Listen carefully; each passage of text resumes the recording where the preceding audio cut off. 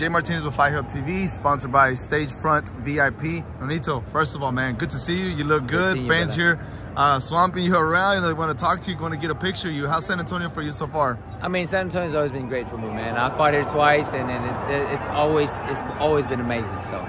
Yeah, I mean, we have a good night of boxing. Ray Vargas, Foster's going to be, the main event. It's going to be an explosive fight. Donito, big fights coming up. A lot of fights are getting scheduled really quickly. The first one I would like to get your thoughts is Benavidez' plan. We saw the press conference. We saw how they were going back and forth. The fight's it's going to take place in March. Talk to us about that fight so far. I think that's a very interesting fight because Benavidez, he's aggressive, he's bigger, he has a heavy punch. And then you have Caleb Plant, who is a tremendous boxer, very smart, and he boxes well, So it's an opposite things that we have. It's classic boxing fights, right? Like with the fighter and the boxer. Mm-hmm. So in order for Benavidez to win the fight, he has to be aggressive. He has to be on his face the whole time. In order for Caleb Plant to win the fight, he has to box well, he has to use feint, he has to use jab, he has to use lateral movement to win fights. At least to win this fight. With two guys, if Benavidez comes in there with pressure that breaks Plant's mentality, like Canelo did, mm-hmm. I think that he will be able to break him down. Mm-hmm. But if Plant uses that jab, uses the lateral movement, uses the feint, it's hard to break him down because you're not in front of him all the time. Because with the feint, it stops you, right? So that's the fight that we want to see, is because it's a good, whoever imposes their style wins this fight. Caleb Plant, he's a counter puncher. He's a great boxer. David Benavidez has fury combinations. He's stronger. Everybody keeps on calling Mike Tyson, give him the nickname, the Mexican Monster. Right. A lot of fans are saying, being critical that, Caleb Plant could take control probably the first 3-4 rounds, 5 rounds, and after that, David Benavidez could use his size and his power. What's your overall thoughts on that? Well, the Plant-Dirrell fight, mm-hmm. Dirrell was in control a lot of the rounds, right? Mm-hmm. Or a lot of the fights.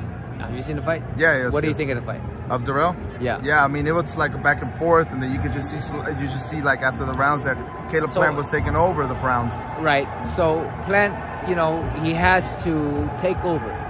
He has to be dominant in his style to win the fight. So that way he can create the knockout punch, the setup of the big punch, right?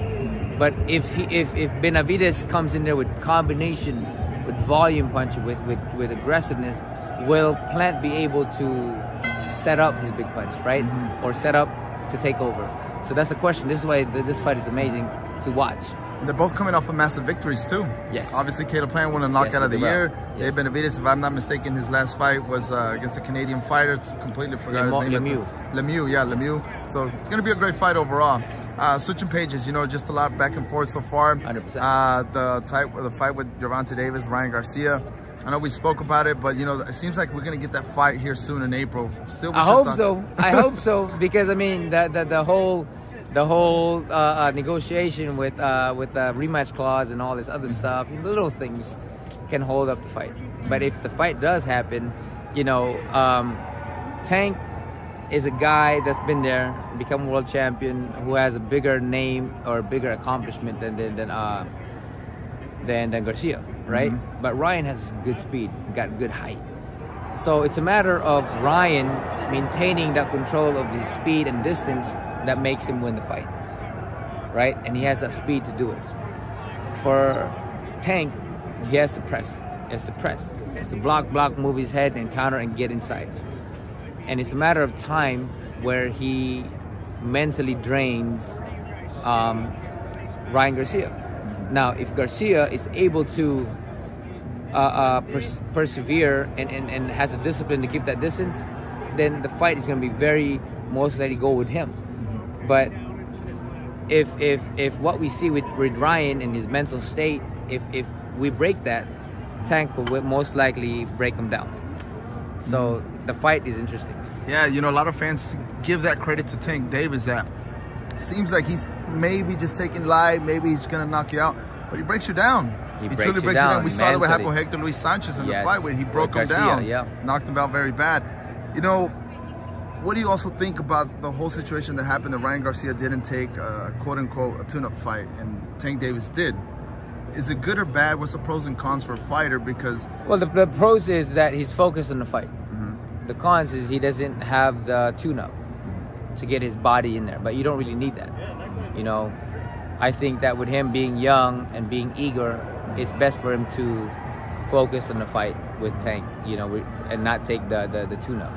You know, I think he made a good choice with it when it comes down to that. We just heard the news today that Canelo's going to defend his 168 titles against John Ryder. Possibly it's going to take place in Mexico, in his hometown, Jalisco, Mexico. Jalisco, yeah, so Mexico. Surely you'll be there, huh? By the sound of it. Yeah. Yes. What's your thoughts on that fight? I mean, Canelo is Canelo. You know, he brings the whole Mexico with him, regardless of where he goes, right? He's that guy. He's like Chavez, you know. Everybody loves him, you know. Everybody wants to see him, you know. And so I believe that, you know, it's a good fight. It's a great fight.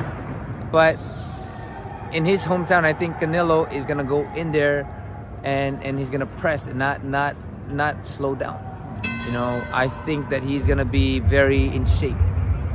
Now, John Ryder, I'm not very familiar with John Ryder. He's coming off a victory off his Daniel Jacobs. So Jacob is a good fight. He's a good fighter.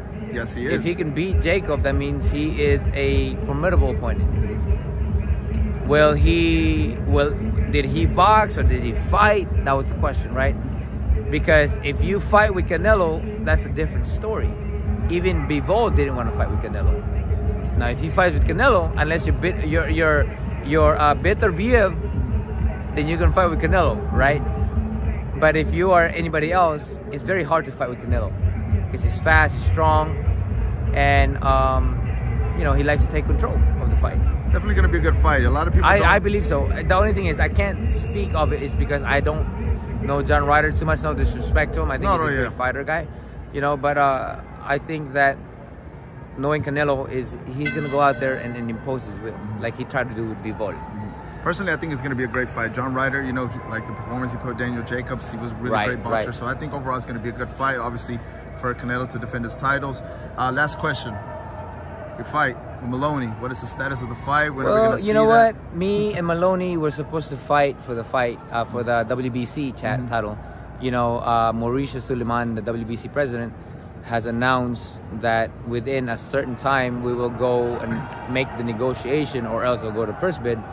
But unfortunately, Top Rank and Team Maloney decided to move to another route, not the WBC route. So he relinquishes his position as _1 and giving me the position to fight for the title with another person. So right now we're just, you know, whatever Mauricio and Richard Schaefer decides for me to fight in the ranking of the WBC that they're okay with, then that's who I'm going to fight. And we're just waiting for that news. Please, hopefully soon, because yes, as excited that'll as be 10 world championships. Exactly, man. So, history in the making continuously. Yes, Nonito, as always, thank you so much for taking the time. Gracias. Enjoy the rest of your night. Thank you so much, brother. Thank you. Thank you.